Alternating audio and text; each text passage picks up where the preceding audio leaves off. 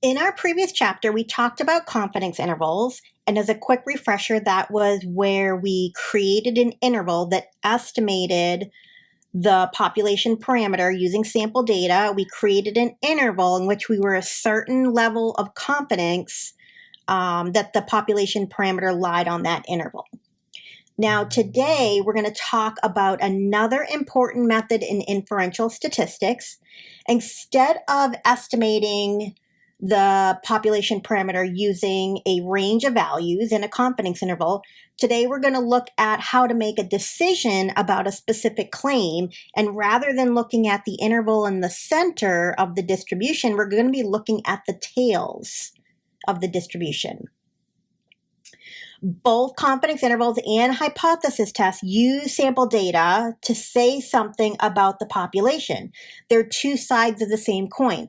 Confidence intervals estimate the population parameter, and then the hypothesis testing helps us make a decision about a claim. So there are 5 steps when you run a hypothesis test. And rather than rushing through all of them at once, in this lesson, we're going to focus on breaking down each individual step. And I'm going to show you clear directions, step by step, slowly, of how to complete each of these steps. Then in the next lesson, we're going to put it all together and bring all 5 steps together and apply them to full examples from start to finish. So let's look at the 5 steps first. So I want you to think of this process as like you're going to court. There's a claim, and that is what's called our alternative hypothesis. And that's like if someone's guilty or innocent when you go to court. And then there's the evidence, which in our case would be the data, the sample data. And then there's a final verdict, which is our conclusion, which is in step 5. And that's what hypothesis testing does. It helps us decide if a claim about a population parameter is supported by our sample data. All right, so looking at the first step, the first thing that we want to do is we want to write 2 statements. We have the null hypothesis, which is the initial assumption, or a lot of times I like to call that the historical value.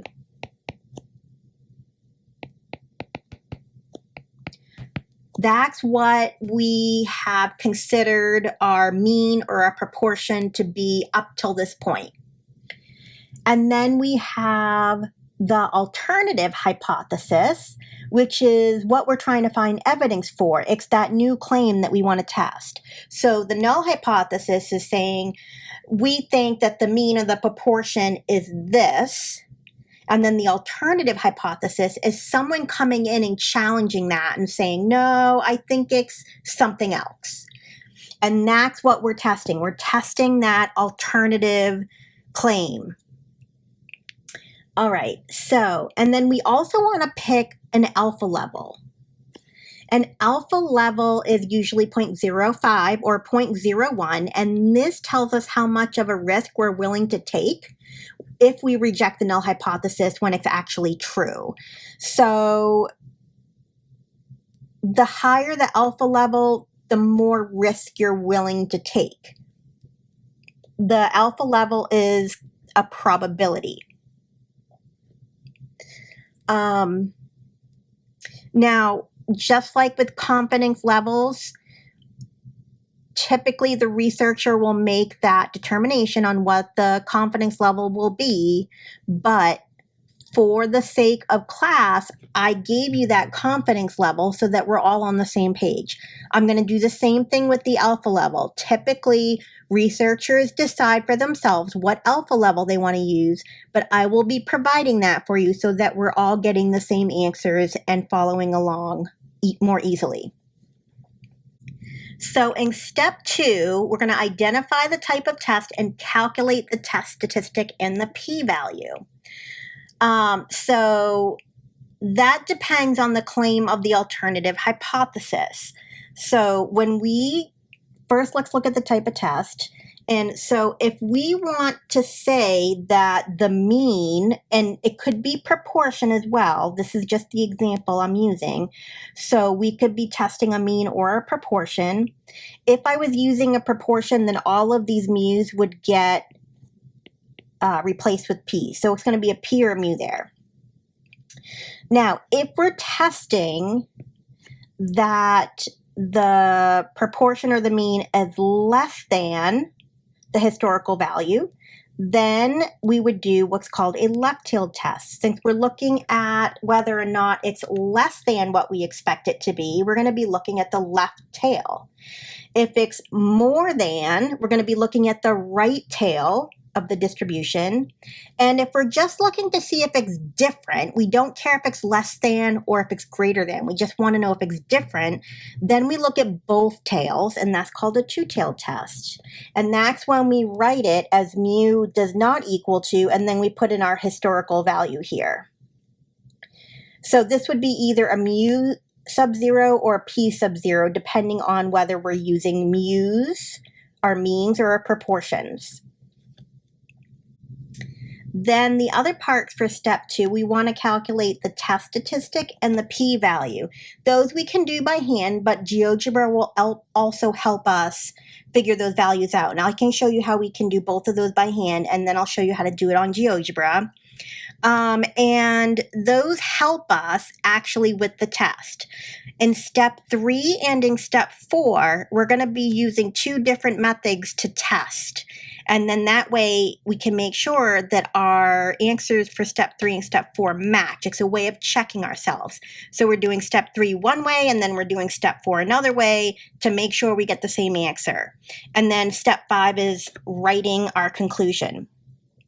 So in step 3, we're going to use what's called a rejection region. Now, think of this as like a boundary. If your test statistic, and this is where we, in step 3, this is where we use our test statistic.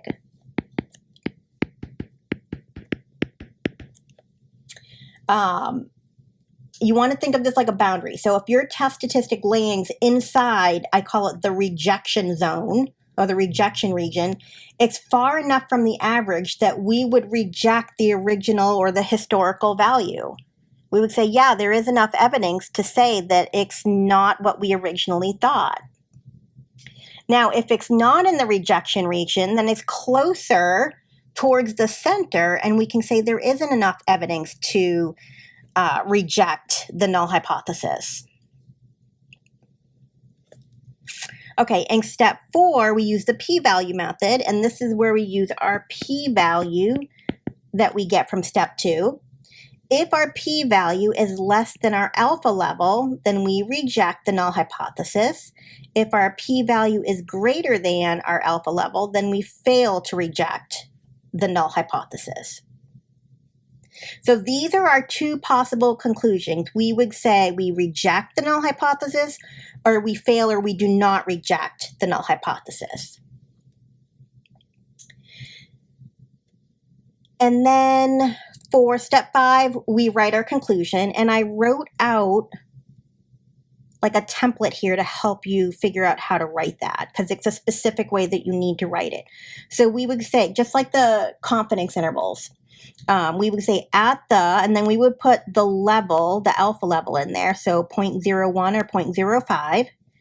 At the alpha level of significance there, and then we would choose is or is not sufficient evidence to conclude, and then we state what we're testing. Okay. Now, there's different kinds of tests or different distributions we would use based on the situation. So if we have, these are the conditions that we're looking at. If we know what the population standard deviation is, that's the first condition. And then the second condition, you have to meet just one of these. Either the population is normal or the sample size is greater than or equal to 30. You have to meet these 2 conditions. If these 2 conditions are met, then we would use a z-test for a mean. And then to find your test statistic by hand, this would be your formula. So that's the test statistic that's up here in step 2. That's your test statistic. And that's what we would use in step 3. We find it in step 2, but we use it in step 3. Now, if we do not know the standard deviation for the population, and one of these two are met in the second condition, then we would use a t-test, and we would use the student t-distribution. And then here is our test statistic formula for that. So these two are for if we're talking about means. If we're talking about proportions, then we would use the z-test for proportion if our conditions are met. So this is where the central limit theorem comes in. We need to make sure our sample size is big enough so that we can use the normal distribution to approximate the binomial distribution. So the conditions that we need to be able to do that, to use the normal distribution, is we need to take our sample size times our p, which is our probability of success, and we want to make sure that that's greater than or equal to 5. And then we want to take our sample size times our probability of failure and make sure that that's greater than or equal to 5. And if these two conditions are met, then we can use the normal distribution to estimate a binomial distribution for proportions. And then here's our formula to find our test statistic for that. Notice that these two are z's because we're using the normal distribution in those cases. And then this is a t because we're using student t-distribution. For the first few examples, we're going to check to make sure we understand the conditions for using a specific kind of hypothesis test. So it says you are performing a hypothesis test of a single population mean using a student t-distribution. So let's write that down.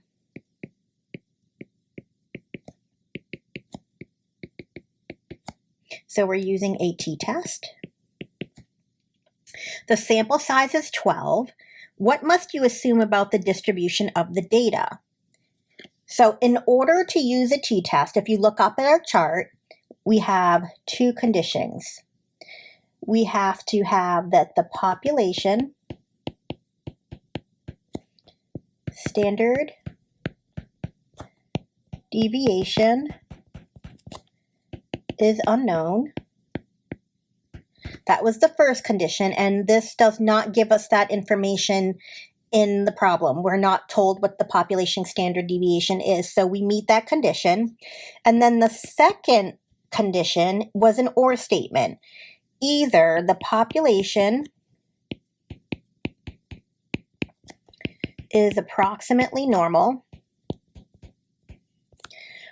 or the sample size needs to be greater than or equal to 30. This condition is met. We're not given the population standard deviation. We do not have a sample size greater than or equal to 30. We're told that the sample size is 12. So in order to meet condition 2, we need to make sure that the population, the underlying distribution, is approximately normal.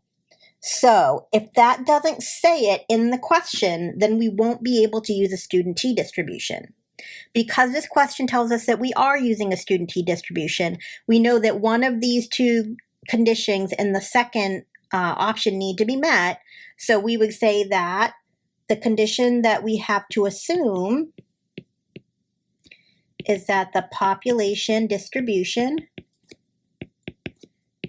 is approximately normal.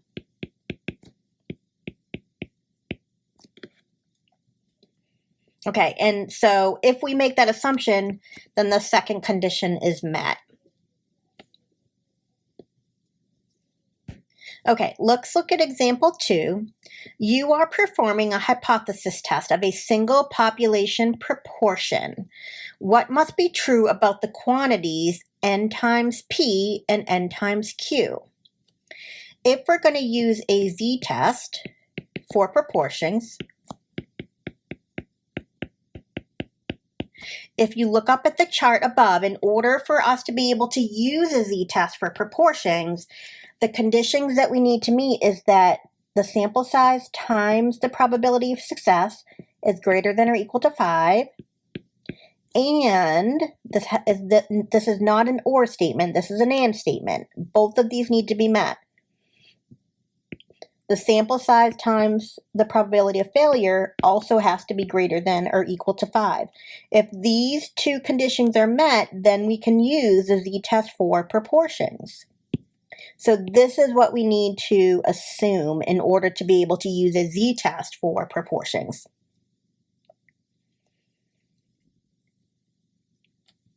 Let's look at example 3.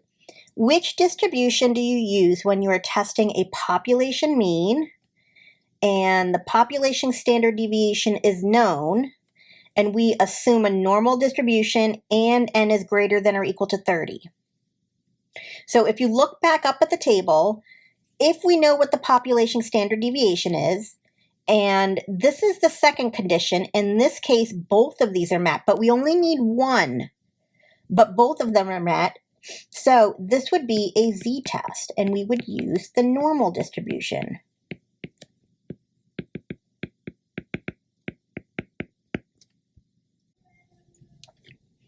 All right, let's look at example 4. Which distribution do you use when the standard deviation is not known and you're testing a population mean, and we have that n is greater than or equal to 30?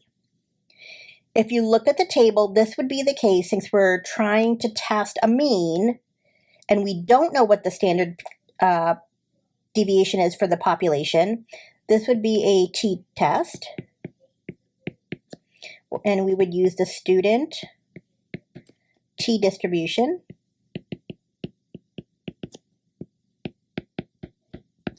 The two conditions that we need to meet in order to use a t-test and the student t-distribution, the two conditions are, 1, that our population standard deviation is unknown. And the second condition is an or statement. So only one of these two have to be true. That is, the population distribution needs to be approximately normal,